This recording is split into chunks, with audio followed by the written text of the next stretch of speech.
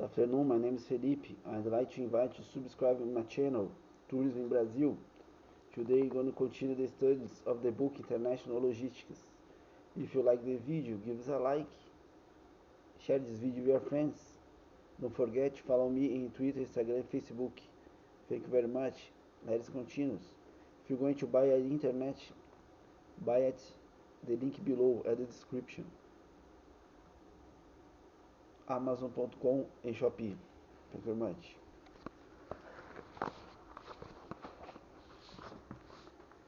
Space or slot allocation represents another technique for dealing with airport congestion.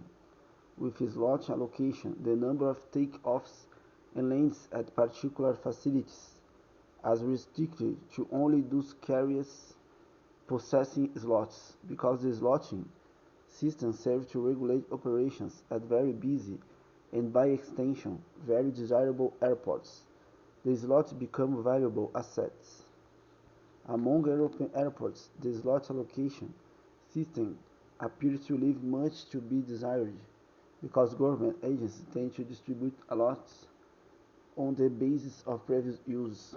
Under the system, if a carrier uses a particular slot in the previous year, they have first choice only for the following year. In the United States, on the other hand, slots at the four high congestion airports, Washington National, New York Kennedy, New York LaGuardia, Chicago O'Hare, can be bought and sold.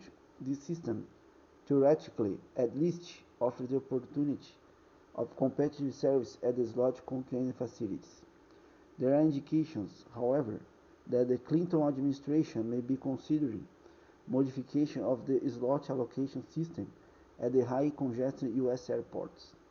Safety and security airports and aboard aircraft is always a matter of concern.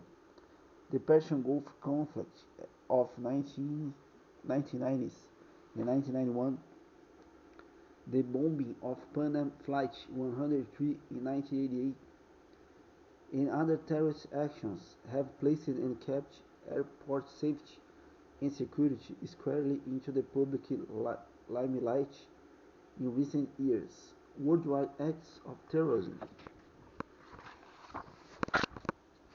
first became commonplace in the early 1970s and rapidly escalated through the 1970s into 1980s. A turning point for terrorism directed at airports and airlines appears to have occurred in 1985. During 1985, there were several high-profile airplane hijackings, along with bombings in airports in Frankfurt, Rome, and Vienna. The growth in the number of terrorist incidents has caused a noticeable change in international travel plans. For example, the Persian Gulf conflict in 1991 resulted in a large traffic reductions for many international air carriers, particularly those based in Western Europe and the United States. Although passenger concern tends to be paramount with respect to airport safety and security, it should be recognized that airport security can have important ramifications for flight traffic as well. Indeed, whereas the bombing of Panama 103 resulted in several hundred passenger deaths, there were substantial cargo losses as well, particularly with mail traffic. Unfortunately, a survey of international air cargo companies and international airport managers revealed that both groups believe that airports are not secure from terrorist violence. However, airports and airlines have taken steps to improve the safety and security of worldwide commercial air terminals. For example, the rush of terrorist acts in 1985 led European and Mediterranean airports to begin checking up on passengers before flights, as well as tightening control over airport workers with access to aircraft or airport security points. Nonetheless, the bombing of Pan Am Flight 103 in 1988 showed that the tighter security measures were still not sufficient to combat certain kinds of terrorism. As a result, airports and airlines have worked even harder to come up with more sophisticated security devices. For example, the Federal Aviation Administration has been staunch supporter of terminal neutral machines, which in tests have been able to detect bombs at 95% success rate. Opponents of this technology have criticized its high cost, approximately 1 million for each device. Large in bulk shape, they cannot fit in some current airports, and a propensity for false positives, especially for products with high concentrations of nitrogen, such as wool cloths and silk clothing.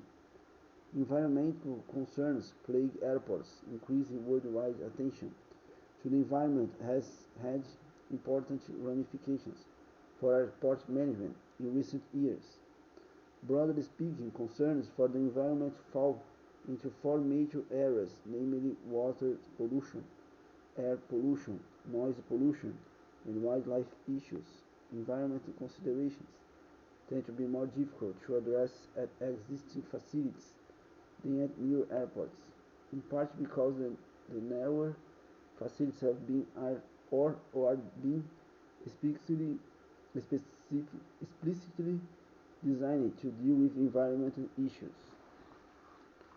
Dealing with environmental concerns often requires a tricky balancing act for airport officials, because actions taken to deal with one environmental problem can often create problems with another environmental issue.